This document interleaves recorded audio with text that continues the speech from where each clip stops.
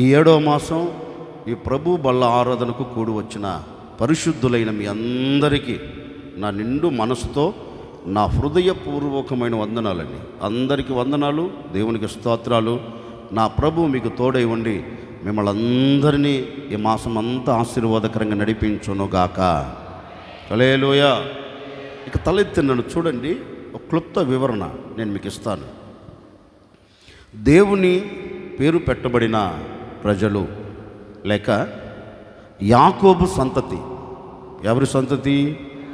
యాకోబు సంతతి చెరలోనికి కొనిపోబడ్డారు. యాకోబు సంతతి పరిస్థితిని మనం చదివితే పరిశుద్ధ గ్రంథంలో వారు చాలా క్లిష్ట పరిస్థితులను ఎదుర్కొనినట్లుగా, వారు నిలిచి ఉన్న ఆ స్థలములో ప్రతికూలతలు కలగగా వారిని భయము వెంటాడుతున్నట్లుగా, వారి గుండె అధైర్యపరచబడినట్లుగా, వారి మనసు చెలించినట్లుగా పరిశుద్ధ గ్రంథంలో గ్రంథస్థం చేయబడింది. నిజమే, యాకోబు సంతతి అంతా ఎలా బ్రతుకుతున్నారంటే, శత్రువుల స్వరము వినగానే వారిని చూడటం కాదండి, శత్రువుల ఆ నీడను చూడగానే, శత్రువులు వేస్తున్న రంకెలు వింటూ ఉండగానే యాకోబు సంతతికి భీతి కలుగుతూ వచ్చిందంటండి. అంటే భయము కలుగుతూ వచ్చిందని లేఖనం చెప్తుంది. మనము యాకోబు సంతతి వారిని పిలిచి వారిని అడిగామనుకో, మీరు ఎందుకు భయపడుతున్నారు? మీరు ఎందుకు సమాధానం లేక అడుగులు వేస్తున్నారు?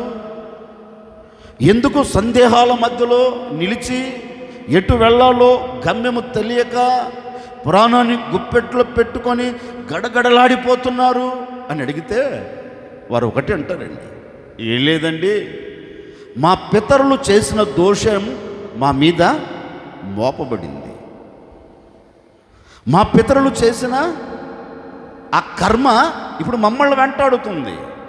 మన భాషలో చెప్పనా, పిల్లలను అడిగామనుకో, పిల్లలు ఒకటే అంటారు, మేము ఏ తప్పిదము చేయలేదయ్యా, ఈ శిక్ష మేము అనుభవించడానికి కారణం ఏంటంటే మా తల్లిదండ్రులు చేసిన పాపం మమ్మల్ని వెంటాడుతూ వచ్చింది. ఇప్పుడు యాకోబు సంతతి వారిని కూడా అడిగినా వారు అదే అంటారు, ఇది మేము చేసిన తప్పిదం కాదు, మా తల్లిదండ్రులు వయసు యొక్క ఉరవడిలో పడి కన్ను మిన్ను కానరాకుండా ప్రవర్తించిన ప్రవర్తనకు తగినట్లుగా దేవుని శిక్ష మా మీద మోపబడి ఉంది. అందుకే వాక్యం కూడా చెప్తుంది కదా, తల్లిదండ్రులు చేసిన దోషం పిల్లలని వెంటాడుతుందంటండి. ఎవరు చేసిన దోషం? ఎవరు చేసిన దోషం? తల్లిదండ్రులు చేసిన దోషం, తల్లిదండ్రులు చేసిన పాపం ఎవరిని వెంటాడుతుంది? పిల్లలని వెంటాడుతుంది. వాక్యం సెలవిస్తుంది.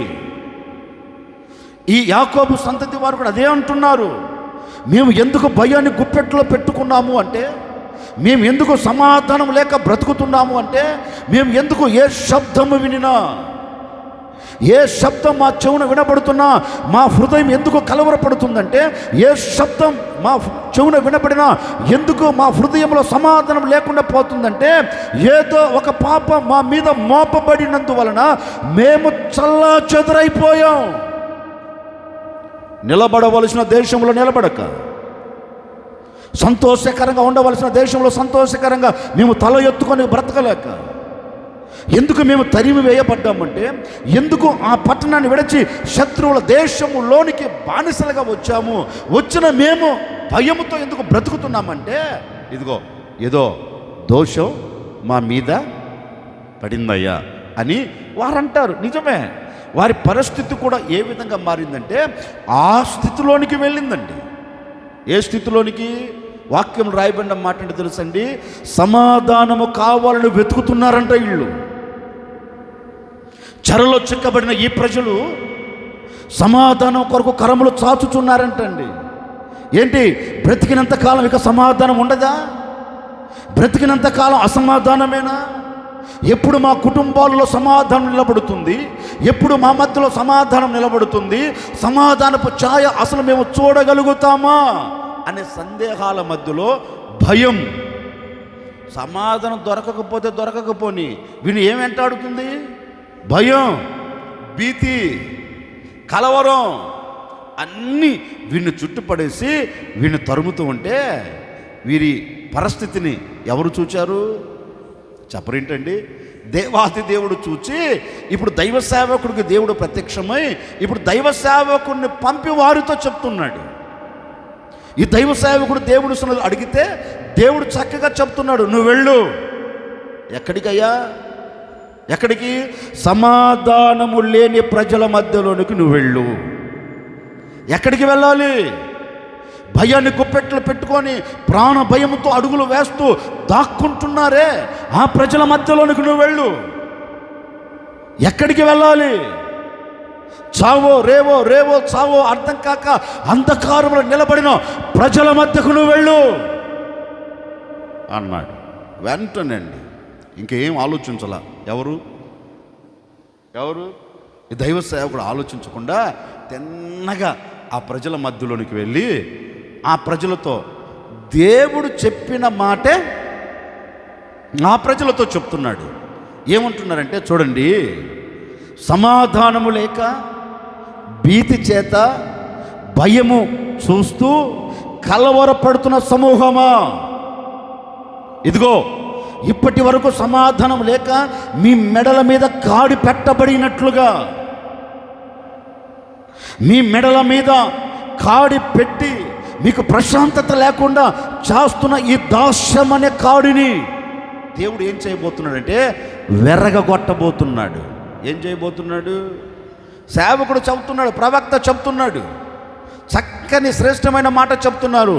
ఇప్పటి వరకు మీకు సమాధానం లేకుండా చేసింది ఏంటంటే, ఇప్పటి వరకు మీకు భయాన్ని కలగచేసింది ఏంటి అంటే ఒక కాడిమ్రాను. ఏ కాడిమ్రాను అంటే బబులోను చెర అనే ఒక కాడిమ్రాను. ఇప్పుడు అసమాధాన్ని కలగచేస్తున్న ఈ కాడిమ్రానును నేను ఏం చేయబోతున్నానంటే, మీకు కలవరాన్ని కలగచేస్తున్న ఈ కాడిమ్రానును నేను ఏం చేయబోతున్నానంటే, సమాధానము లేకుండా చేస్తున్న ఈ కాడిమ్రానును నేను ఏం చేయబోతున్నానంటే, ఇక మీదట మీ మెడల మీద ఉండకొనున్నట్లు, ఇక మీదట మీ భుజస్కంధాల మీద మోపకుండానట్లు, ఇక మీదట నీ కుటుంబం మీద మోపకుండానట్లు నేను దానిని ఏం చేయబోతున్నంటే మీ మెడ మీద నుండి తీసివేసి నేను ఆ కాడి పలుపులన్నిటినీ నేను వెర్రగొట్టబోతూ ఉన్నాను.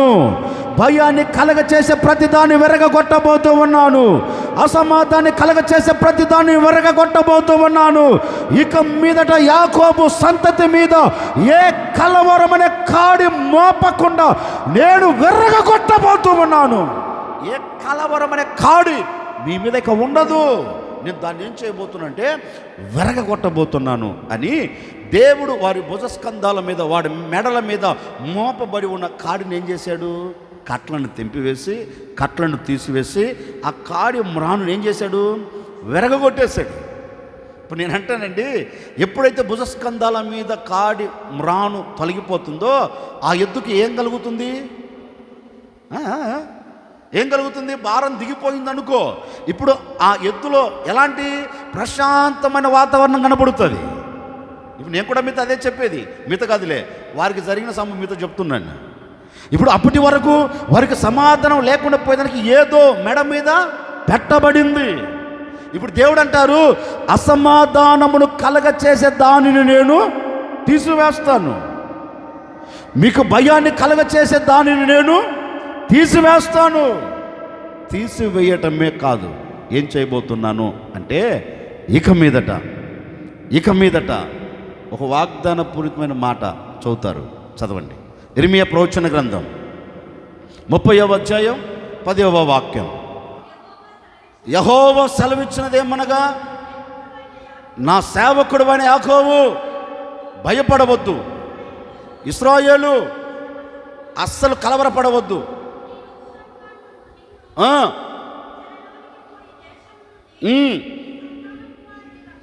నీ సంతానపు వారిని రక్షించుచున్నాను, అదిగో బెదిరించువాడు లేకుండా యాకోబు సంతతి తిరిగి వచ్చి నిమ్మలించి నెమ్మది పొందబోతూ ఉన్నారు. గట్టిగా. ఇప్పుడు యాకోబు, ఇప్పుడు తలెత్తి నన్ను చూడండి, నేను చెప్తాను. యాకోబు సంతతితో దేవాతి దేవుడు చెప్తున్న మాట, యాకోబు సంతతి వారులారా, నా సేవకుడమైన యాకోబు సంతతి, మీరు జాగ్రత్తగా వినండి. ఎవరిని గురించి చెప్తున్నారు? ఆయన సేవకుడైన యాకోబు సంతతిని గురించి చెప్తున్నారు. ఏమని చెప్తున్నారు? యాకోబు సంతతి వారులారా, ఇప్పటి వరకు మీకు సమాధానము లేకుండా ఎవడు మిమ్మల్ని బెదిరించాడో, ఇప్పటి వరకు మీకు జీవితంలో నిమ్మలత్వము నెమ్మది లేకుండా ఎవడు మిమ్మల్ని బెదిరించాడో, ఏ బెదిరింపు మాటలు విని ఒకవేళ నీవు భయాన్ని గుప్పెట్లో పెట్టుకొని అడుగులు వేస్తూ వచ్చావు, జాగ్రత్తగా వినండి. ఇక మీదట నేనేం చేయబోతున్నానంటే, బెదిరించేవాడు ఎవడు, మిమ్మల్ని భయపెట్టేవాడు ఎవడు, మిమ్మల్ని కృంగతీసేవాడు ఎవడు, మీ కుటుంబాలలో అలజడిని రేపేవాడు ఎవడు, మీ వ్యక్తిగత జీవితాల్లో కలవరము పుట్టించేవాడు ఎవడు, ఇక మీదట మీ ఎదుట నిలబడకుండా బెదిరించే ప్రతి వాడిని నేను సదును భూమిగా మార్చబోతూ ఉన్నాను. బెదిరించేవాడు నీ ఎదుట నిలబడకుండా నేను నిర్మూలపరచబోతూ ఉన్నాను. ఇక బెదిరించేవాడు నీ కంట కనబడకుండా నేను మీ కుటుంబాలకు నెమ్మదిని కలగ చేయబోతూ ఉన్నాను, నిమ్మలత్వాన్ని అనుగ్రహించబోతూ ఉన్నాను. ఇక మీదట మీరు సమాధానమును చాత పట్టుకొని బ్రతకబోతూ ఉన్నారు. ఏ చోట మీరు భయముతో బ్రతుకుతున్నారో, ఏ చోట మీరు కలవరాలతో బ్రతుకుతున్నారో, ఆ చోట నేనేం చేయబోతున్నానంటే మిమ్మల్ని అందరినీ సమాధానకరంగా బ్రతుకున్నట్లుగా బెదిరించేవాడు నీ ఎదుట నిలబడకుండా నేను వాడిని తీసివేయబోతూ ఉన్నాను. ఎవరిని? ఇప్పుడు నేను అంటానండి, బెదిరించేవాడు మన ఎదుట లేకపోతే ఇప్పుడు మనకి ఎలా ఉంటుంది? ఏంటి మాట్లాడండి. రంకెలేసేవాడు మన ఎదుట లేడనుకో, భయాన్ని పుట్టించేవాడు మన ఎదుట లేడనుకో, మనం ఎలా బ్రతకగలుగుతామంటే నెమ్మదిగా ఉండగలుగుతాం. అవునా కదా? ఇప్పుడు నేను అంటానండి, 6 మాసాలు ఓ సేవకుడు చెప్తున్నాను, 6 మాసాలు ఎవడు నిన్ను బెదిరించాడో, ఎవడు చెప్పండి. ఆ బెదిరించే మాటలు విని గుండె అధైర్యపరచబడుతూ వచ్చిందో, ఆ బెదిరింపు మాటలు విని ఒకవేళ కలవరపడుతూ కృంగిపోతూ వచ్చావేమో, ఓ సేవకుడిగా చెప్తున్నాను. ఆ రోజు నా సేవకుడు అయిన యాకోబు సంతతి అని వాడాడు దేవుడు. ఈ 2026 జూలై 7వ మాసం ఈ 5వ తేదీ మీ అందరితో ఒక వాగ్దానపూరితమైన మాట చెబుతున్నారు. ఇదిగో నా సేవకుడు అయిన యేసన్న సంతతి వారులారా, నా సేవకుడు అయిన యేసన్న సంతతి వారులారా, నేటి వరకు ఎవడు మిమ్మల్ని బెదిరించాడో, నేటి వరకు ఎవడు మిమ్మల్ని భయపెడుతూ వచ్చాడో, నేటి వరకు ఎవడు మిమ్మల్ని కృంగదీస్తూ వచ్చాడో, ఆ బెదిరింపును విని ఆ కృంగిపోయే మాటలను తలంచొచ్చు. ఒకవేళ నీ మనసులో, నీ హృదయంలో, నీ కుటుంబంలో, నీ పిల్లల మధ్య ఏ అసమాధానపు ఛాయ అలుముకొని ఒకవేళ నిస్సాయ స్థితిలో పడిపోయి ఉన్నావేమో నాకు తెలియదండి. ఒక సేవకుడికి నిండు మనసుతో కోరుకుని మిమ్మల్ని ఆశీర్వదిస్తున్నాను. ఇదిగో యేసన్న సంతతి వారులారా, రాబోతున్న దినాలలో, రాబోతున్న రోజులలో బెదిరించేవాడు మీ ఎదుట నిలబడకుండా బెదిరించే ప్రతి వాడిని మీ పాదముల క్రింద నా దేవుడు నిలబెట్టబోతూ ఉన్నాడు, మీ పాదముల క్రింద ఉంచబోతూ ఉన్నాడు. ఇక మీ గుడారులో సమాధానం నిలిచి ఉండబోతూ ఉంది. బెదిరించేవాడు లేకుండా ప్రభు చేయబోతూ ఉన్నాడు. బెదిరించేవాడు లేకపోతే నీ గుడారం నిమ్మలముగా నెమ్మది పొంది సాగి వెళ్ళబోతూ ఉంది. ఆ స్థితిని నా దేవుడు ఈ మాసంలో మీకు దయచేయునుగాక. ఇప్పుడు ఆయన ఏం చేయబోతాడు? నీకు నెమ్మదిని ఇచ్చుటకు, నీకు నిమ్మలత్వాన్ని కలగచేయుటకు, నీకు సమాధానమును అనుగ్రహించుటకు బెదిరించే ఏ వాడు నీ ఎదుట నిలబడకుండా దేవుడు చేయబోతూ ఉన్నాడు. ఈరోజు నేను చెప్పాలి అనుకున్న సందేశం ఏంటంటే, బెదిరించువాడు లేకుండా నేను చేసేదను. ఏంటి ఈరోజు సందేశం?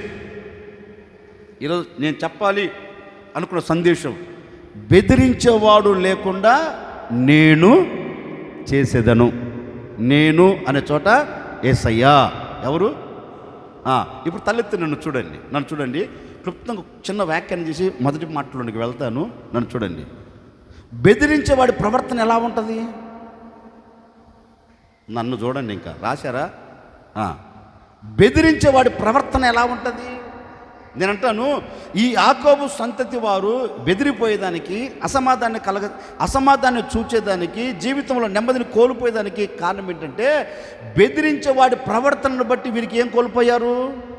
సమాధానాన్ని కోల్పోయారు. బెదిరించేవాడి ప్రవర్తన ఎలా ఉంటుంది అంటే, నేను కొన్ని మాటలు రాశాను. మీరు కూడా రాసుకోవాలంటే రాసుకోండి. ఏంటిదంటే, బెదిరించేవాడు ఎలా ఉంటాడంటే, మాటల ద్వారా వేధిస్తాడట. ఏంటిది? నేను దాని గురించి పెద్దగా వ్యాఖ్యానం చేయను. బెదిరించేవాడిని ప్రవర్తన ఎలా ఉంటుందో మీతో చెప్తున్నాను. మాటల ద్వారా వేధిస్తాడు. రెండోది ఏంటంటే, సామాజికంగా ఏం చేస్తాడు? వేధిస్తాడు. మరొక మాట ఏంటంటే, శరీర పరంగా. ఒకటి మాటల ద్వారా, రెండు సామాజికంగా, మూడు చెప్పండి శరీరపరంగా. ఇక నాలుగోది అంటే ఇంక నేను చెప్పనక్కర్లేదు, సోషల్ మీడియా, డిజిటల్, ఎయిర్టెల్. అంటే బెదిరించేవాడిని ప్రవర్తన ఇలా ఉంటాయి. బెదిరించేవాడు ఏం చేస్తాడో తెలుసా? మాటల చేత నీ అంతు నేను. ఇది మొదటి మాటలు, కొన్ని మాటలు చెప్తానులే. బెదిరించేవాడు ఎలా అంటే, మాటల చేత ఏం చేస్తాడు? నేను తలుసుకున్నాను అంటే అని మాటల చేత. సామాజికంగా వేధించడం అంటే ఒక వ్యక్తిని దూరం పెట్టడం. ఏం పెట్టడం చెప్పరేంటండి?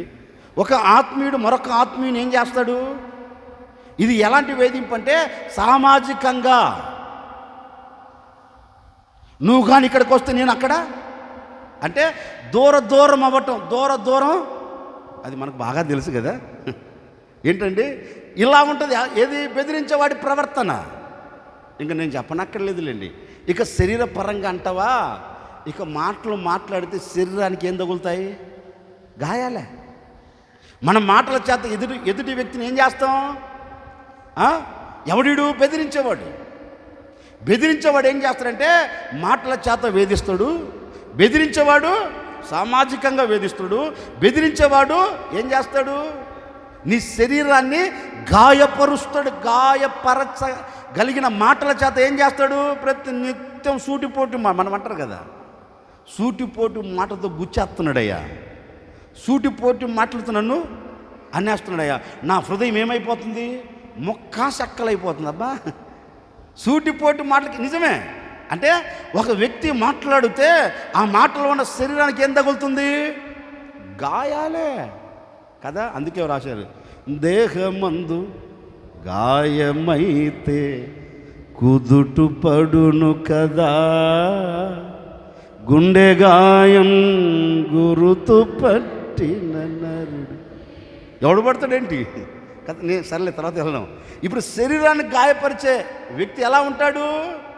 బెదిరించడం ప్రారంభిస్తాడు. సర్లే, ఈ స్టోరీ అంతా మనకెందుకులే కానీ వాడి ప్రవర్తన మీకు నేనంటాను, అలాంటి ప్రవర్తన కలిగిన వ్యక్తులు ఎవరైనా ఉంటే గుర్తించండి. వీడు నన్ను చెప్పరేంటండి. ఇప్పుడు ఆయన చూసి ఒకటేనండి, వీడు ఎంత బెదిరించినా, వీడు ఎంత నన్ను భయపెట్టినా, వీడిని నా దేవుడు నా పాదముల కింద ఉంచబోతూ ఉన్నాడు. చెప్పండి, గట్టిగానే చెప్పండి. ఇప్పుడు పక్కన ఒక మాట చెప్పండి, నీ ఎదుట బెదిరించేవాడు లేకుండా నా దేవుడు చేయబోతున్నాడు. గట్టిగా చెప్పు. ఎవరి ఎదుట? చెప్పరేంటండి? నా ఎదుట. ఇప్పుడు నేను చెప్తానండి, నా ఎదుట రాబోతున్న దినాల్లో బెదిరించేవాడు సంఘములో కూడా, సమాజంలో కూడా, సేవలో కూడా ఎక్కడ లేకుండా బెదిరించేవాడు నా దేవుడు నా పాదముల కింద ఉంచబోతూ ఉన్నాడు. మరి నా దేవుడు చేసినప్పుడు మీ దేవుడు చేయడా? నా దేవుడు ఎవరు? మీ దేవుడు ఎవరేంటి? మన దేవుడు ఒక్కడే కదా. మన దేవుడు ఒక్కడే. నాకు చేసిన దేవుడు మీకు కూడా చెయ్యబోతూ ఉన్నారు. హల్లెలూయా. క్లుప్తంగా ఒక మాట నేను చెప్తాను, జాగ్రత్తగా వినండి. బెదిరించేవాడు లేకుండా చేసేదను అన్నాడు కదా. బెదిరించేవాడు దేని చేత బెదిరిస్తాడు? మొదటి మాట చదువుతారా? దినవృత్తాంతాల 2వ గ్రంథం 32వ అధ్యాయం 18వ వాక్యం. అప్పుడు వారు పట్టణాన్ని పట్టుకోవాలని యోచనతో ప్రాకారము మీదనున్న యెరూషలేము కాపురస్తులను బెదిరించుటకు, నొప్పించుటకు యూదా భాషలో బిగ్గరగా ఆ మాటలు పలికిరి. ఇక తల్లిదండ్రులు చూడండి, నన్ను చూడండి. దేని చేత వారు బెదిరిస్తారంటే నోటి మాట చేత. దేని చేత? ఇప్పుడు తల్లిదండ్రులు చూడండి, నన్ను చూడండి. ఈ అశూరీయులు, అందరూ నన్ను చూడమన్నాను, ఈ అశూరీయులు ఇశ్రాయేల్ దేశపు సరిహద్దులో నిలబడి ఇశ్రాయేల్ ప్రాకారాల మీద ఉన్న వ్యక్తులను చూచి వారిని బెదిరించేదానికి. ఎవరిని బెదిరించేదానికి చెప్పరేంటండి? ఇశ్రాయేల్ ప్రాకారాల మీద కావలి కాచుచూ ఉన్న వ్యక్తులను బెదిరించేదానికి. ఎందుకంటే వీరిని కానీ బెదిరించారనుకో శత్రువులు ఈజీగా ఈ పట్టణాన్ని జయించవచ్చు. ఎందుకంటే ఈ పట్టణాన్ని కాపాడేది ఎవరు? ప్రాకారాల మీద ఉన్న సైనికులే, సరిహద్దులలో ఉన్న సైనికులే. ఈ శత్రువు ఆలోచన అంతా ఏంటంటే ఎలాగైనా వీరి హృదయం అధైర్యపరచబడినట్లుగా, ఎలాగైనా వీరి హృదయం కృంగిపోవున్నట్లుగా వీరిని మేము మాటల చేత బెదిరించాలి అని శత్రువులందరూ ప్రాకారాలు ఎదుట నిలబడి ప్రాకారాల మీద ఉన్న వీరిని ఇప్పుడు మాటలతో బెదిరిస్తున్నారు. ఏ మాటలు? ఈ శత్రువులు చెప్తున్న మాట అండి. ఏ దేశం మీదకి వెళ్ళినా ఏ దేవుడు కూడా ఆ దేశాన్ని మా చేతులలోంచి తప్పించలేకపోయాడు. ఏ ప్రాంతం మీదకి వెళ్ళినా ఆ ప్రాంతంలో ఉన్న రాజే కానివ్వండి, ఆ ప్రాంతంలో ఉన్న దేవతలే కానివ్వండి, ఎవ్వరూ వారి ప్రాంతాన్ని, వారి దేశాన్ని కాపాడలేకపోయారు. ఇదిగో మీ దేశాన్ని కూడా, మీ పట్టణాన్ని కూడా మా చేతులలో నుండి ఎవ్వడు కాపాడలేడు అని ఇప్పుడు వారిని బెదిరించడం ప్రారంభించారండి. ఇప్పుడు నేనంటాను ఈ ఇశ్రాయేలీల లేకపోతే యెరూషలేము ప్రాకారాల మీద ఉన్న ఈ కావలి వారు ఎలాంటి వారు? బెదిరిస్తే బెదిరిపోయేదానికి చేత కాని వారు కాదాళ్ళు. నీ అంతు చూస్తూ ఉంటే ఏమండి గడగడ వణికిపోయేదానికి వారు మామూలు కాదు. అందుకే యెషయా గ్రంథంలో రాయబడిన మాట ఏంటో తెలుసా? మీరు చదవద్దులే. యెషయా గ్రంథంలో 62వ అధ్యాయం 6వ వాక్యం. నన్ను చూడమన్నా చదవమన్నప్పుడు చదవమంటాను కదా, నన్ను చూడండి. యెషయా గ్రంథం 6వ అధ్యాయం 6వ వాక్యంలో రాయబడిన మాట ఏంటంటే చక్కని మాట రాయబడింది. ఇదిగో యెరూషలేము ప్రాకారాల మీద నేను కావలి వారిని ఉంచి ఉన్నాను. యెరూషలేము పట్టణాన్ని కాపాడేదానికి, యెరూషలేము పట్టణమునకు క్షేమమును కలగచేసేదానికి ఏ శత్రువు ఈ పట్టణములో అడుగు పెట్టకుండా నేను ఇశ్రాయేలు ప్రాకారాల మీద, యెరూషలేము ప్రాకారాల మీద నేను కావలి వారిని ఉంచి ఉన్నాను. ఇప్పుడు వాళ్ళు ఏం చేస్తారు? బెదిరిస్తే బెదిరిపోయేవారు కాదు. వాళ్ళు ఏం చేస్తారంటే రెయ్యనక పగలనక నిత్యము నన్ను స్తుతించేవారు. వాళ్ళు ఎవరు చెప్పరేంటండి? రెయ్యనక పగలనక వాళ్ళు ప్రాకారాల మీద ఉండి ఈ పట్టణము కాపాడబడినట్లుగా, ఈ పట్టణానికి క్షేమము కలుగునట్లుగా నిత్యము స్తుతిస్తూ ఉండేవారు. అయ్యా ఏ శత్రువు ఈ పట్టణములో అడుగు పెట్టకూడదు. ఏ శత్రువు ఈ పట్టణం మీద కనుసైగ పడకూడదు. ఈ పట్టణములో ఉన్న ప్రజలు క్షేమకరంగా బ్రతకాలి. ఏ శత్రువు ఏ మాటలు మాట్లాడుతున్నప్పటికీ కూడా ఈ పట్టణ ప్రజలు అధైర్యపరచబడకూడదు అని ఈ ప్రాకారాల మీద ఉన్న ఈ సైనికులు ఏం చేస్తారంటే రెయ్యనక పగలనక నిత్యం ఏం చేస్తారంట, వాళ్ళు మౌనంగా ఉండరంటండి. మౌనంగా నేనంటానండి, మన వైపు చెప్పనా, మన నోరు రెయ్యనక పగలనక మౌనంగా ఉండదు. ఏముంటుంది? ఎదుటి వ్యక్తిని కించపరుస్తూనే ఉంటుంది. ఏమ్మా, ఏం చేస్తుంది మన నోరు? ఎదుటి వ్యక్తిని గాయపరుస్తూనే ఉంటుంది. మన నోరు ఏం చేస్తున్నది? ఎదుటి వ్యక్తిని ఎలా నాశనం చేయాలా, ఎదుటి వ్యక్తిని ఎలా పాడు చేయాలా, ఎదుటి వ్యక్తి కుటుంబాన్ని ఎలా కన్నీల మధ్యలోకి తీసుకొని వెళ్ళాలని మన నోరు రెయ్యింబగులు. ఎప్పుడు తెల్లారుతుంది రసమే. ఆ తెల్లన్న మరుక్షణమే ఆ ఊసు ఈ ఊసు నోట రావాలి. ముందు మన ఊసు రాదు. ఏ ఊసు? ఈ కావలి వారు అలాంటి ఊసు కలిగిన వాళ్ళు కాదు. ఈ కావలి వారు ఎలాంటి వారు అంటే పట్టణమును కాపాడుకోగలిగిన కావలి వారు. వీరి ఎదుట ఎవడు వచ్చి బెదిరించేవాడు ఎవడు వచ్చినా ఆ బెదిరింపు మాటలకు చెప్పరేంటండి. శత్రు ఉద్దేశం ఏంటో తెలుసండి? నేను పట్టణాన్ని స్వాధీనపరుచుకోవాలంటే ఈ పట్టణపు ప్రాకారాల మీద ఉన్నవారిని ఏం చేయాలి? మాట్లాడండి. వీరిని కానీ బెదిరించి వీరిని కానీ నేను లొంగ తీసుకున్నానంటే ఇక ఈ పట్టణాన్ని మేము అందుకని శత్రువు మొదట ఏం చేస్తాడో తెలుసండి?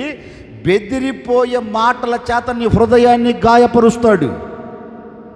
వాడికి కలిగిన బలాన్ని నీ ఎదుట ప్రత్యక్షపరుస్తాడు.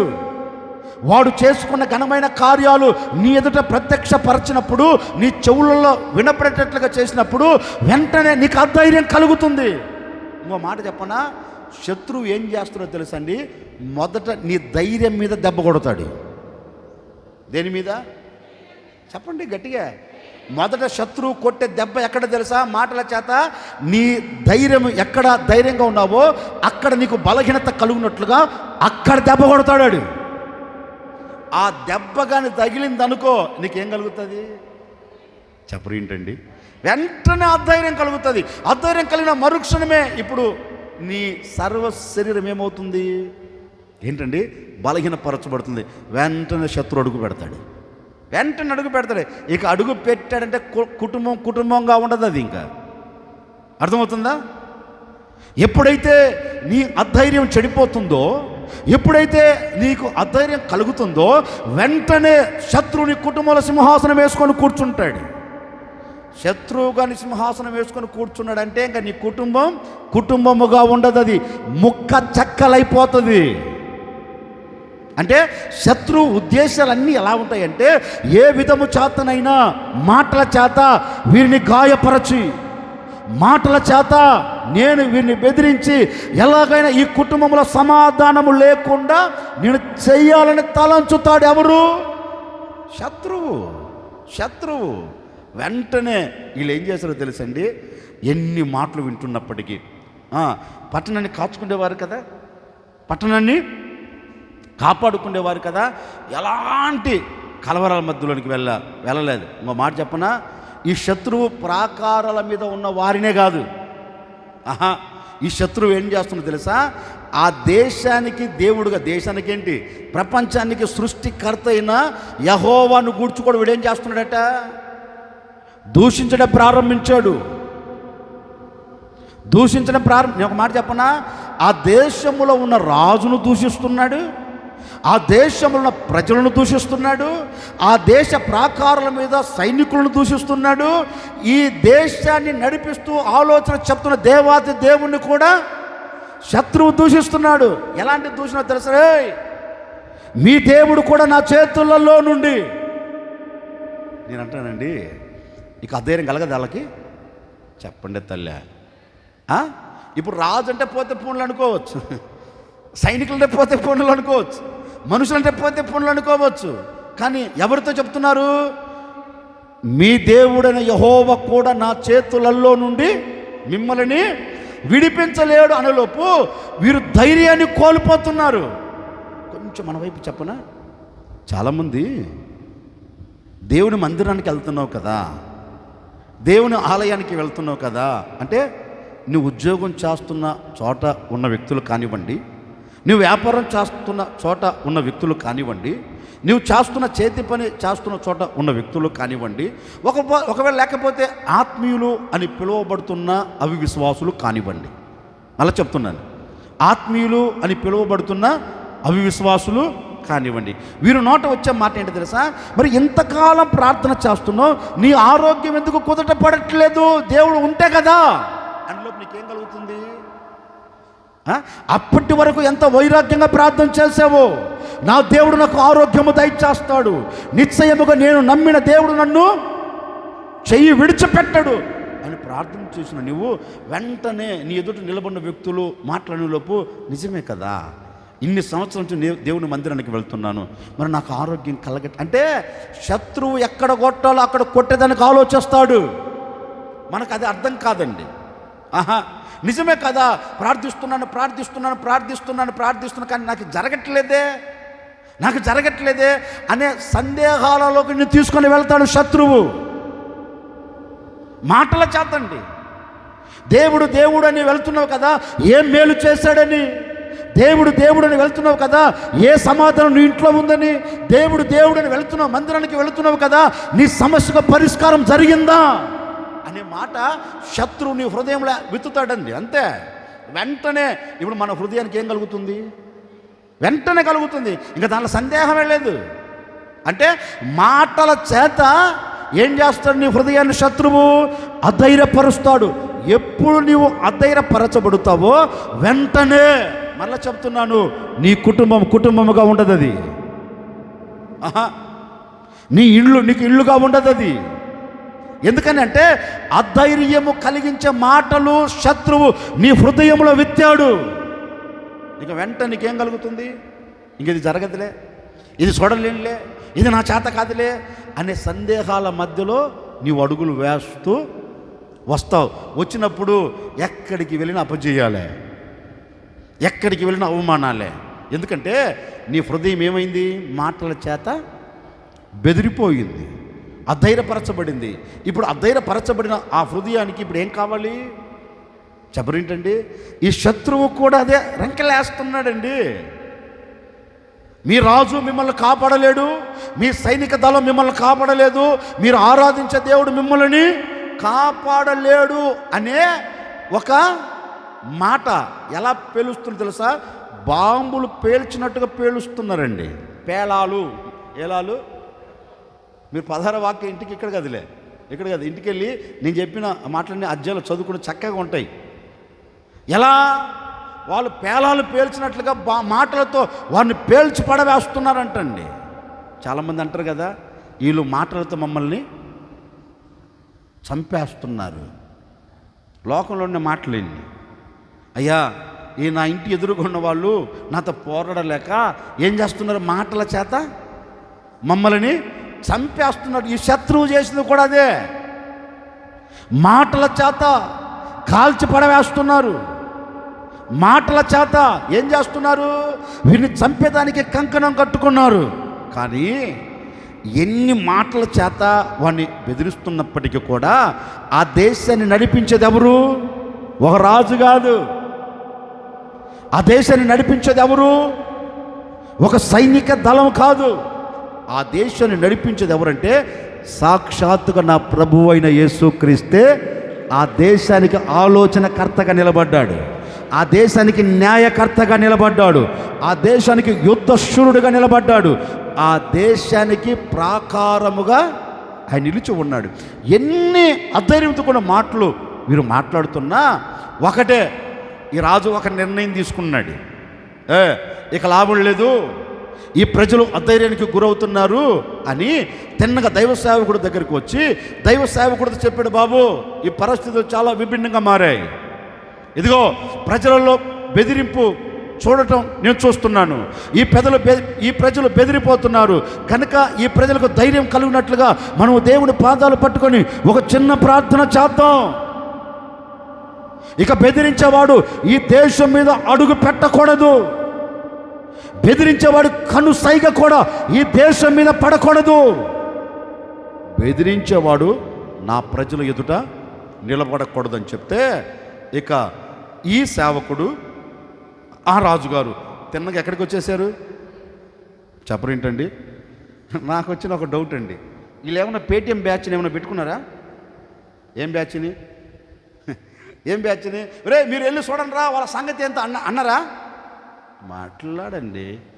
పేటిఎం బ్యాచ్ ఉంటుంది కదా, కొన్ని ఇక్కడ కూడా ఉంటాయి. ఎక్కడ ఉంటుంది ఏ బ్యాచ్? పేటిఎం బ్యాచ్ ఎక్కడైనా ఉంటుంది. ఈ బ్యాచ్తో ఏమన్నా ఎవరే చూడండి, మీరు ఒక గ్రూపుగా తయారయ్యండి, తయారై వాళ్ళ సంగతి ఏందో చూడండి అన్నారా? ఈ మాటలు ఏం మాట్లాడాలా? బెదిరించే మాటలు చెవుల పడుతున్నప్పటికీ కూడా, బెదిరించే మాట హృదయాన్ని గాయపరుస్తున్నప్పటికీ కూడా, బెదిరించే మాట కృంగదీస్తున్నప్పటికీ కూడా, ఈ ప్రజలందరూ ఆ దేశాన్ని పరిపాలన చేస్తున్న రాజు కూడా ఇప్పుడు ఎక్కడికి దిగి వచ్చాడంటే దేవుని సన్నిధిలోకి దిగి వచ్చి ఎలుగెత్తి ప్రార్థన చేస్తున్న, దేవా యుద్ధము మాది కాదు, యుద్ధం ఎవరిది? నీది. జయం ఎవరిది? మాది అని దేవుని సన్నిధిలో ఉపవసించి మనసు పూర్తిగా వీరు కలిసి ప్రార్థన చేస్తున్నారు. ఏమని చేస్తున్నారు తెలుసా? ఏం జరుగుతుందో మాకు తెలియదు, వినబడుతున్న వదంతులు మా చెవులో వినబడకూడదు, వినబడుతున్న ఈ మాటలు మా చెవులో వినబడకూడదు, మా కన్నుల ముందు నిలబడి రంకలేస్తున్న ఈ శత్రువులు నా ఎదుట నిలబడకూడదు, బెదిరించేవాడు లేకుండా మీరు చేయండి, బాధించేవాడు లేకుండా మీరు దూరపరచండి అని దేవుని పాదాలు పట్టుకొని మొరపెడుతుంటే ఆకాశం పొందిన దేవుడు భూమి మీదకి ఒక శుభవార్త పంపుతున్నాడు. ఆకాశం పొందిన దేవుడు ఈ భూమి మీదకి ఒక శుభవార్త పంపుతున్నాడు. ఒరే బాబు, బెదిరించే వారిని చూచి మీరెందుకు అధైర్యపరచబడతాడు? ఎవడు మిమ్మల్ని బెదిరించేవాడు ఎక్కడున్నాడు? మీ ఎదుట ఉండడు. ఏంటయ్యా వాళ్ళు ఒకళ్ళ ఇద్దరా? చుట్టూ లక్షల మంది ఉన్నారు బాబు, ఏం చేయము? లక్షల మంది నిలబడి బెదిరిస్తున్నారు అని అంటే దేవుడు ఒక్కటే అన్నాడు, మీరు నిమ్మలంగా ఉండండి. మీరు మౌనంగా ఉన్నారు కదా, మీరు మౌనంగా ఉంటే నా పని నేను చెప్పరేంటండి? మీరు మౌనంగా ఉండండి, నోరెత్తద్దు. బెదిరించే వదంతులు ఎన్ని వినబడుతున్నా, నీ హృదయాన్ని గాయపరిచే మాటలు ఎన్ని కనపడుతున్నా, ఒకవేళ నీ ఎదుట నిలబడి నా అనుకున్న వారే మిమ్మల్ని గాయపరుస్తున్నా వాటిని చూచి మౌనంగా ఉండమన్నాడు. ఈ ప్రజలు, ఈ రాజు, ఈ ప్రవక్తలు అదే చేసినాయి, మౌనంగా ఉన్నాడు. ఉండటం ఆలస్యం అండి. దేవుడు చెప్పాడు, చూడండి మీరు యుద్ధం చేయకుండానే నేను నా దూతను పంపుతా. ఏ దూతను? నా దూతను పంపుతాను నాయనా, నా దూతను పంపి వీళ్ళని ఒక్క ఆట ఆడుకునేటట్లుగా చేస్తానన్నాడు దేవుడు. వీళ్ళు తక్కువ వాళ్ళ అంటే వాళ్ళిద్దరి మధ్యలో జరిగే సంభాషణ చెప్తున్నారులేండి. వీళ్ళని తక్కువ వాళ్ళ? లక్షల మందిని ఒక దూత ఎట్ట చంపిద్దాయా? ఇంకొక 100 దూతలను పంపకపోయావా? ఒరే, నా దూత బలం మీకు తెలియదు, నా దూత బలం ఏంటో నాకు తెలుసు. సృష్టించింది నేను కదా, నిర్మించింది నేను కదా, నా నోటి మాట చేత సంపూర్ణంగా చేయబడిన ఈ దేవదూత బలం నాకు తెలుసు. మీరు మౌనంగా ఉండండి. ఏంటయ్యా అంతమంది ఇంతమంది నోరుమే అన్నాడు. మూశారు. వెంటనండి ఆ రాత్రి దేవుడు ఏం చేశాడు తెలుసా? ఆకాశము నుండి దేవదూతను పంపాడు. ఎక్కడికి? ఈ ప్రాకారాల చుట్టూ నిలబడి బెదిరిస్తున్నారు కదా, ప్రాకారాల చుట్టూ చేరి కృంగదీస్తున్నారు కదా, ప్రాకారాల చుట్టూ నిలబడి లేనిపోని మాటల చేత హృదయాన్ని నొప్పిస్తున్నారు కదా, కృంగిపోయే మాటలు మాట్లాడుతున్నారు కదా, దిగజార్చబడే మాటలు మాట్లాడుతున్నారు కదా, వీరందరి ఎదుటికి ఎవరిని పంపాడు దేవుడు? ఒక దేవదూతే. ఆ దేవదూత అడుగు పెట్టిందండి, ఇక ఊచకోతే. ఏ కోత చెప్పరేంటండి? ఊచకోతే. దేవదూత అడుగు పెట్టింది. వాక్యం చెప్తుంది 1,85,000 మందిని చంపిందంటండి. ఎవరు? ఒక్క దేవదూతే. ఒక్క దేవదూతే ఒక్క రాత్రే 1,85,000 మందిని అక్కడికక్కడే ఊచకోతే. యెరూషలేము ప్రాకారాల చుట్టూ ఏం ప్రవహిస్తుంది? మానవుల రక్తం. యెరూషలేము చుట్టూ ఏమి పడి ఉన్నాయి? శవాలు. ఏ శవాలు? రంకెలేసిన శవాలు. ఏ శవాలు? బెదిరించిన శవాలు. బెదిరించిన వాడు మరల కంటికి కనబడనివ్వలేదు దేవుడు. మాటల చేత గాయపరచబడిన వ్యక్తులు మరల కంటికి కనబడనివ్వలేదు దేవుడు. ఏ వ్యక్తులైతే పెదాలు విరిచారో, ఏ వ్యక్తులైతే పళ్ళు కొరికారో, ఏ వ్యక్తులైతే కన్నెర చేశారో వారిని అందరిని దేవుడు ఏం చేశాడు? దోతను పంపి కోసుకుంటూ వచ్చేసాడు. ఇక వెంటనే దీనిని చూచి ఆ రాజు సిగ్గుతో తల వంచి, ఎలా చెప్పరేంటండి? బెదిరించాలని వచ్చిన వాడు అవమానం కలిగిన మరుక్షణమే ఇప్పుడు సిగ్గుతో తల వంచి. ఇప్పుడు నేనంటానండి, అన్ని దేశాలను జయించాడు కదా, మరి ఈ దేశాన్ని ఏమైనా జయించగలిగాడా? అన్ని దేశాలను బెదిరించాడు కదా, ఈ దేశాన్ని బెదిరించగలిగాడా? అన్ని దేశాలను కృంగదీసేటట్లుగా చేశాడు కదా, మరి ఈ దేశాన్ని చేశాడా? చెప్పరేంటండి? ఎందుకు చేయలేకపోయాడు అంటే ధైర్యము ఇవ్వగలిగిన దేవుడు ఈ దేశంలో ఉన్నాడు. బెదిరించేవాడు తన ఎదురు నిలబడకుండా చేయగలిగిన దేవుడు ఈ దేశంలో ఉన్నాడు. అందుకని ఏ శత్రువు పారిపోకుండా అందరిని చంపాడు. ఒక విచిత్రమైన సంగతి చెప్పనా? సిగ్గుతో తలంచుకొని వెళ్ళాడు కదా ఈ రాజు. వెళ్తే సొంత కొడుకులే కత్తి తీసుకుని చంపేశారు. ఎవరిని? చెప్పరేంటండి? ఎవరిని అనేదానికంటే బెదిరించేవాడిని. నేను అంటానండి, దేవుడు ఒకవేళ బెదిరించేవాడు దేవునికి వ్యతిరేకంగా నిలబడితే కొడుకునే లేపుతాడు. అర్థమవుతుందా? కడుపున పుట్టిన కన్న బిడ్డలను రేపుతాడు. బెదిరించేవాడు నిలబడకుండా చెయ్యాలంటే దేవునికి అసాధ్యమైనది ఏం కాదు. కన్న కొడుకునే లేపాడు, కత్తి తీసుకొని పొడిస్తే సచ్చు కూర్చున్నాడు. ఎవరు? బెదిరించిన వాడు, రంకెలేసిన వాడు, ఆ దేశాన్ని జయించాను ఈ దేశాన్ని జయించాను అనేవాడు సిగ్గుతో తల వంచుకొని వెళ్తే కన్న కొడుకే చంపాడండి. ఇప్పుడు నా మాటలుగా మీతో చెప్పాలనుకున్న మాట ఏంటంటే, ఆ రోజు ఇశ్రాయేళ్ల ప్రాకారాల మీద ఉన్న వారిని, ఇశ్రాయేలును పరిపాలన చేస్తున్న నాయకుడిని, రాజుని, ఇశ్రాయేలుకు దేవుడుగా ఉన్న యేసయ్యని ఏం చేశారు? బెదిరించడానికి ప్రయత్నం చేశాడు కదా. ఇప్పుడు నేను కూడా మీతో అనే మాట ఏంటంటే, ఈ 6 మాసాలు అష్షూరు రాజు యెరూషలేములో ఉన్న వ్యక్తులను బెదిరించినట్లుగా, మరలా చెప్తున్నాను, యెరూషలేములో ఉన్న వ్యక్తులను బెదిరించినట్లుగా ఈ 6 మాసాలు ఏ వ్యక్తి నిన్ను బెదిరిస్తూ వచ్చిందో నాకు తెలియదు. మరలా చెప్తున్నాను, ఏ వ్యక్తి నోటి మాటల చేత నీ అంతరంగంలో ధైర్యాన్ని కోల్పోయేటట్లు చేయాలని మాట్లాడుతూ వచ్చాడు, ఏ వ్యక్తి మాటల చేత నీవు కృంగిపోతూ ఉంటే, అలాగే కుప్పగా కోల్చబడుతూ ఉంటే, ఆ మాటల చేత నీ హృదయం గాయపరచబడి నువ్వు కన్నీరు కారుస్తుంటే ఒకవేళ చూచి ఆనందపడాలని రంకెలేస్తున్నారేమో నాకు తెలియదు. ఈ 6 మాసాలు అదే కదా నువ్వు అనుభవించింది. బెదిరించేవాడు నీ ఎదుట నిలబడి నిన్ను బెదిరిస్తుంటే, మాటల చేత గుచ్చుతూ ఉంటే ఏమి చేయాలో అర్థం కాక, ఇక ముందుకు వెళ్ళలేక, వెనక్కి రాలేక, నిస్సాయ స్థితిలో పడిపోయి ఇక మరణానికి దిగజార్చబడాలని కోరుకున్నావు కదా. అందుకే లేఖనంలో కూడా ఒక మాట రాయబడిందండి. శారమ్మ ఆగరునట శ్రమ పెడుతుందంట. ఏం పెడుతుంది? దేని చేత?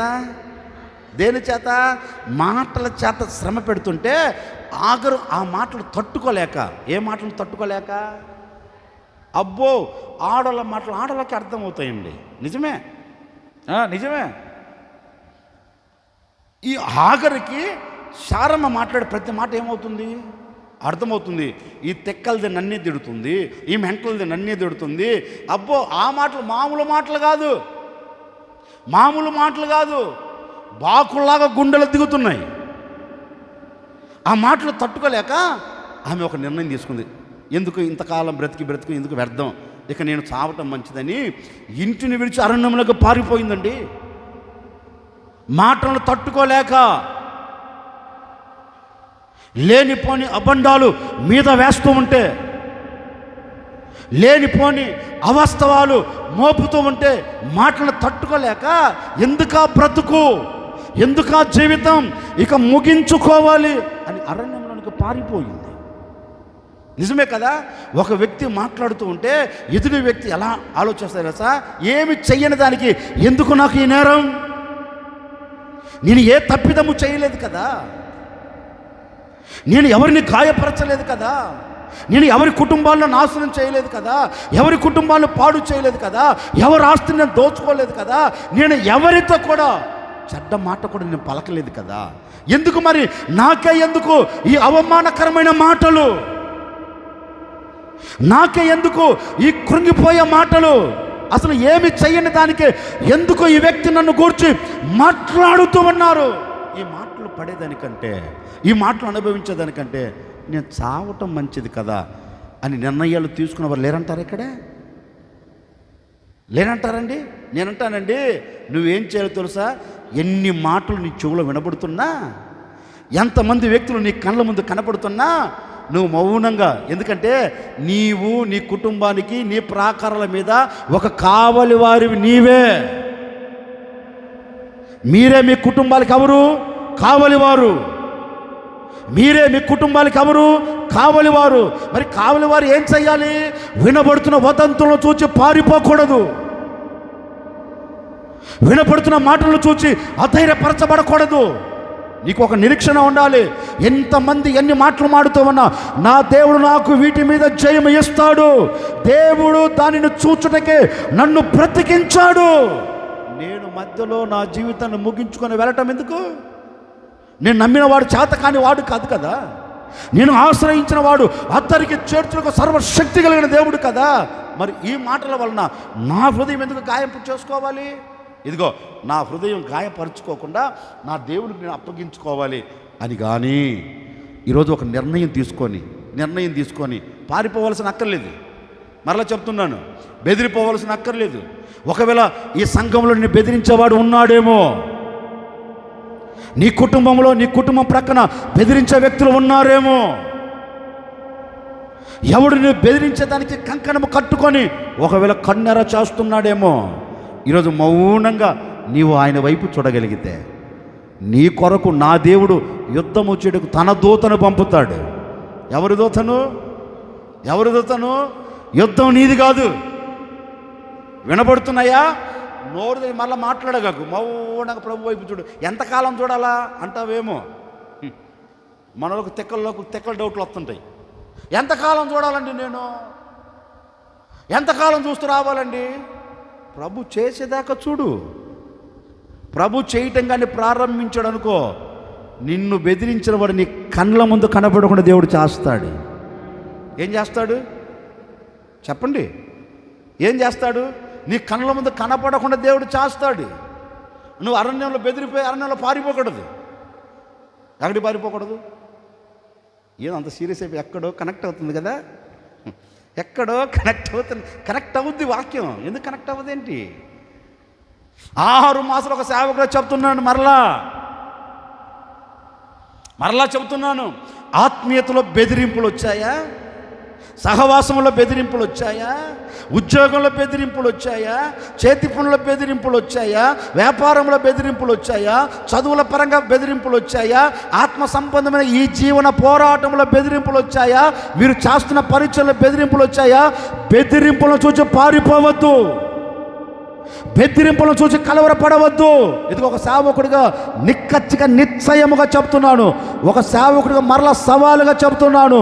ఈ 7వ మాసంలోనే రాబోతున్న మాసం కాదు, ఈ 7వ మాసంలోనే నీవు ధైర్యముగా నిలబడగలిగితే, బెదిరించేవాడు నీ ముంగిటి నిలబడినప్పటికీ కూడా నీవు దేవుని వైపు చూచుచూ అడుగులు వేయగలిగితే, ఎవడైతే నిన్ను బెదిరించాడో వాడు సిగ్గుతో తలదించుకునే రోజులను నా దేవుడు తీసుకొని రాబోతూ ఉన్నాడు. తలదించుకొని బ్రతకబోతూ ఉన్నాడు. నిన్ను అవమానపరిచిన వాడు తలదించుకోబోతూ ఉన్నాడు. నిన్ను గాయపరిచిన వాడు తలదించుకోబోతూ ఉన్నాడు. నిన్ను కన్నీళ్ళ మధ్యలోనికి తీసుకొని వచ్చిన వాడు తలదించుకోబోతూ ఉన్నాడు.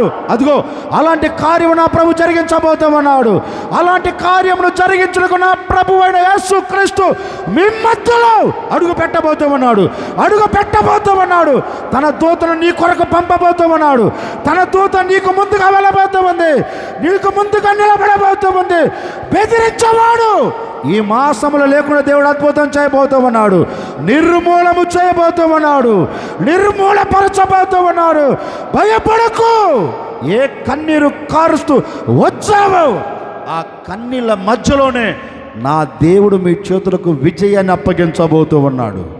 ఇక బెదిరించేవాడు నీ ఎదుట లేకుండా ఏం చేయబోతున్నాడు? ఆయన నిర్మూలపరచబోతూ ఉన్నాడు.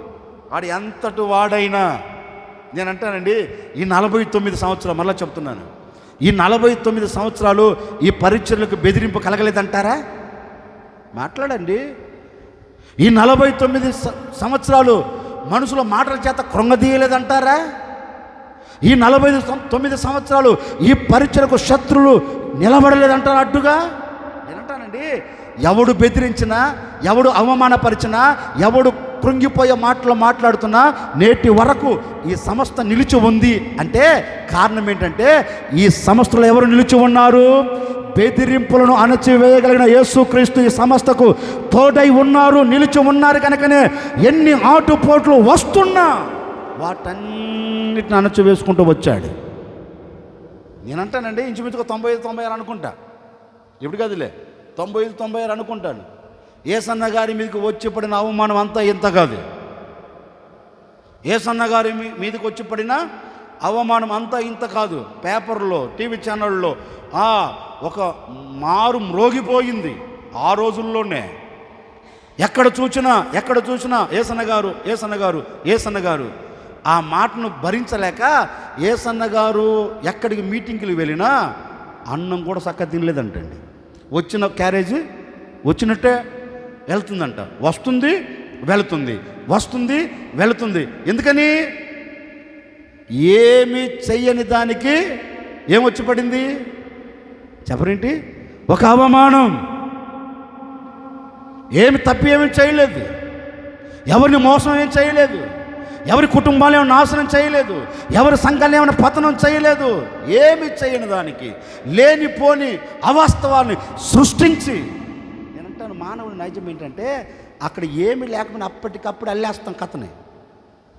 అక్కడ ఇక్కడ లేరంటారా అలాంటి వాళ్ళు? ఏంటండి అలాంటి వారు ఇక్కడ లేరంటారా? ఏమి జరగకపోయినా జరిగినట్టుగా అప్పటికప్పుడు అల్లేస్తాం.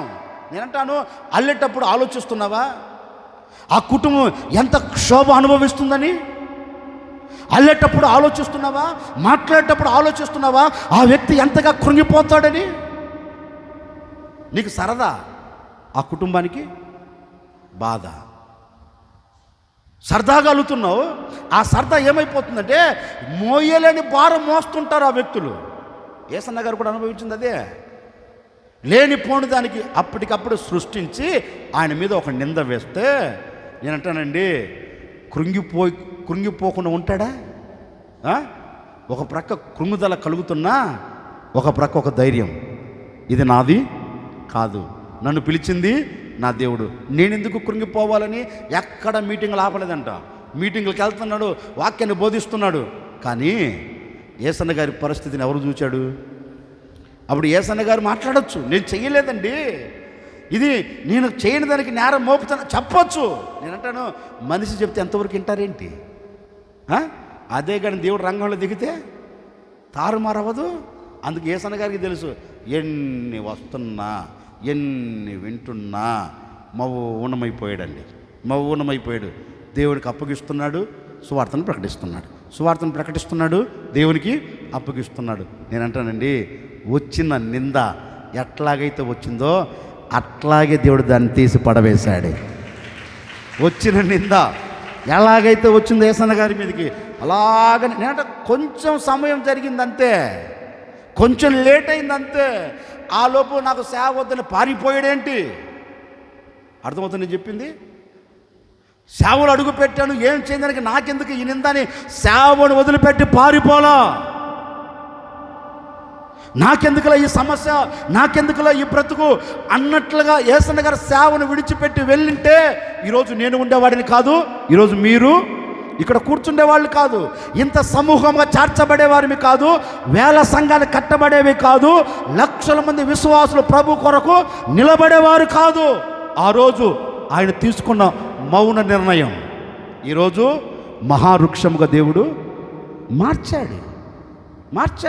అందుకే పాటకు రాశాడు కదా, అవమానించిన వారే అభిమానమును. ఏంటంటే అవమానించిన వాడు ఏం చూపించాడంట? ఇప్పుడు నేను కూడా మీతో అదే చెప్తున్నా ఒక సేవకుడిగా. నేనంటాను, యేసన్న గారికి తోడై ఉన్న ఆ దేవుడు నీకెందుకు తోడై ఉన్నాడు? బెదిరింపులు మాటలు వినపడుతున్నాయని దేవుని మందిరానికి దూరం అవ్వాల్సిన అవసరం లేదు. బెదిరింపు మాటలు వినపడుతున్నాయని, లేనిపోని నిందలు మోపుతున్నారని, లేనిపోని మాటల చేత నీ హృదయాన్ని గాయపరుస్తున్నారని నీ పరిచర్యకు నువ్వు దూరం కావాల్సిన అవసరం లేదు. లోకం మాట్లాడుతుంది, మనిషి మాట్లాడుతాడు. మనిషికి సమాధానం ఇవ్వగలిగిన దేవుడు నీతో కొడక మీదట ఉండబోతూ ఉన్నారు. మాట్లాడిన నోటిని మూయించబోతూ ఉన్నాడు. అవమానించిన వాడిక మీద నీ మీద అభిమానాన్ని చూపించబోతూ ఉన్నాడు. అలాంటి స్థితిని నా దేవుడు నీ కుటుంబానికి సమృద్ధిగా దయచేయబోతూ ఉన్నాడు. ఈ మాసములో బెదిరించేవాడు లేకుండా నా దేవుడు ప్రతి బెదిరించేవాడిని నీ పాదముల క్రింద ఉంచబోతూ ఉన్నారు. నీ పాదముల కింద నా దేవుడు ఉంచి ప్రతి శత్రువు మీద, బెదిరించే వ్యక్తి మీద మీ చేతులకు ఏమి ఇవ్వబోతున్నాడు? ఆయన విజయం ఏమి ఇవ్వబోతున్నాడు? గట్టిగా చెప్పండి. ఏమి ఇవ్వబోతూ ఉన్నాడు? విజయం. అంటే బెదిరించే వ్యక్తులు ఎలా ఉంటారు అంటే, నోటి మాట పోరుగాలి పోరు నన్ను కృంగదీసెనే, చెప్పలేని మూగవేదన గుండె నిండెనే. పోరుగాలి పోరు నన్ను కృంగదీసెనే, చెప్పలేని మూగవేదన గుండె నిండెనే. నన్నెరిగిన వాడవని,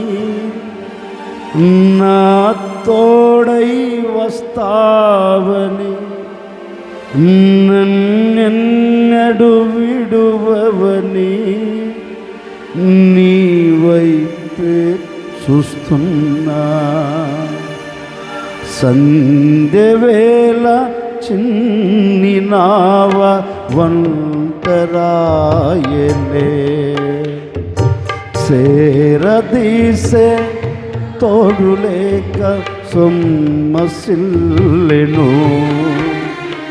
సంధ్యవేళ చిన్ని నావ వంటరాయలే,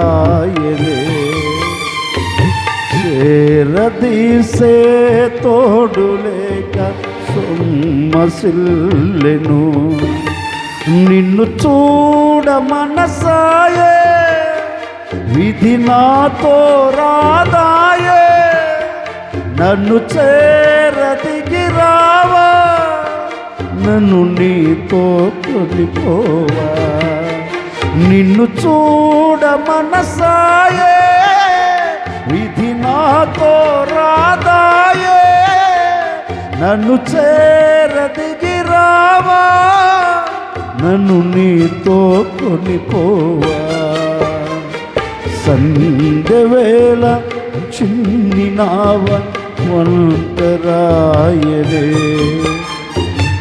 చేరదీసే తోడులేక సొమ్మసిల్లెను.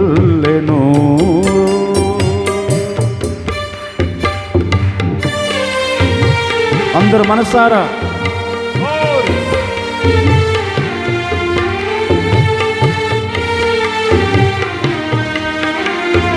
అందరు స్వరమెత్తి మనసారా ప్రభువును స్తుతిద్దాం.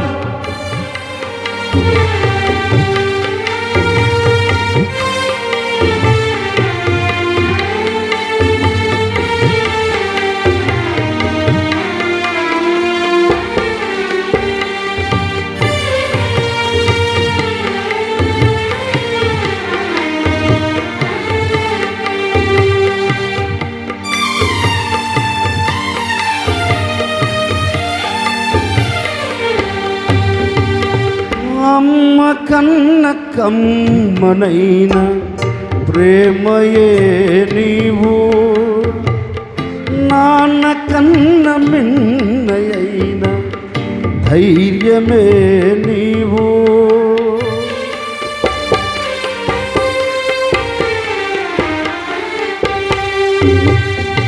అమ్మ కన్న కమ్మనైన ప్రేమయే నీవు, నాన్న కన్న మిన్నయైన ధైర్యమే నీవు.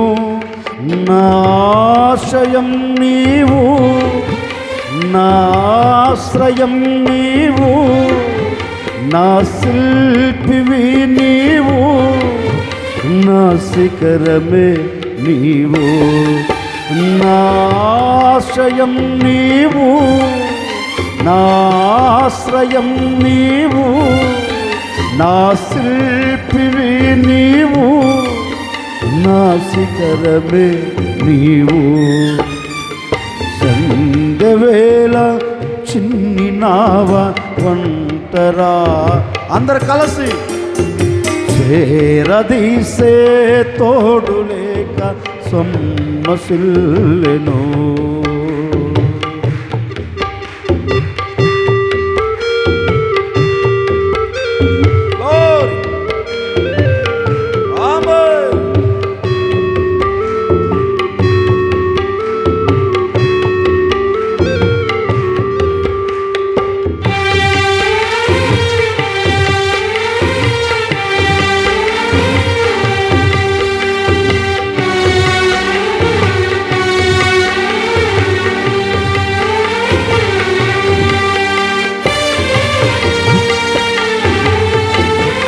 అందరూ స్వరమెత్తి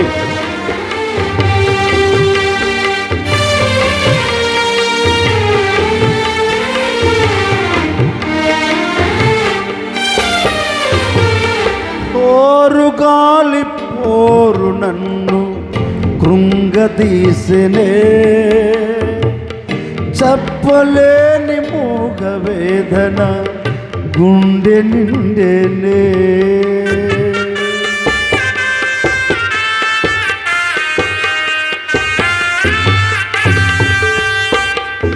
పోరుగాలి పోరు నన్ను కృంగదీసెనే,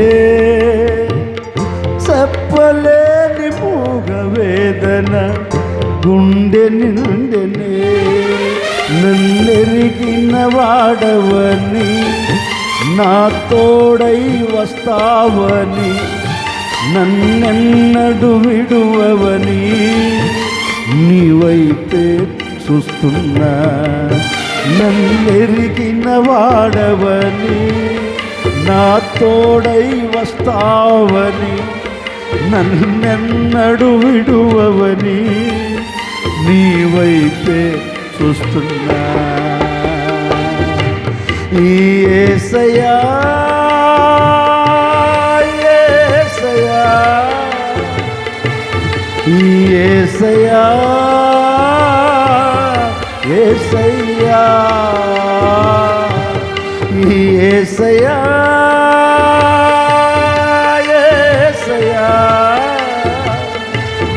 యేసయ్యా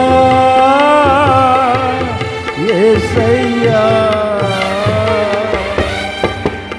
సంధ్యవేళ చిన్ని నావ వంటరాయనే, చేరదీసే తోడు లేక సొమ్మసిల్లెను. నిన్ను చూడ మనసాయే, విధి నాతో రాదాయే. నన్ను చేరదిగి రావా, నన్ను నీతో కొనిపోవా. నిన్ను చూడ మనసాయే, విధి నాతో రాదాయే. నన్ను చేరదిగి రావా, నన్ను నీతో కొనిపోవా. నిన్ను చూడ మనసాయే, విధి నాతో రాదాయే. నన్ను చేరదిగి రావా, నన్ను నీతో కొనిపోవా. ఈ యేసయ్యా,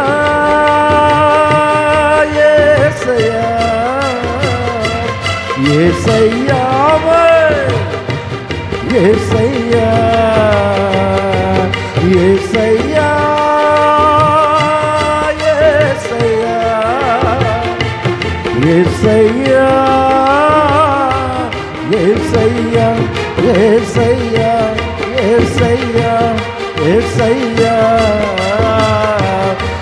యేసయ్యా, యేసయ్యా, యేసయ్యా, యేసయ్యా, యేసయ్యా, యేసయ్యా, యేసయ్యా.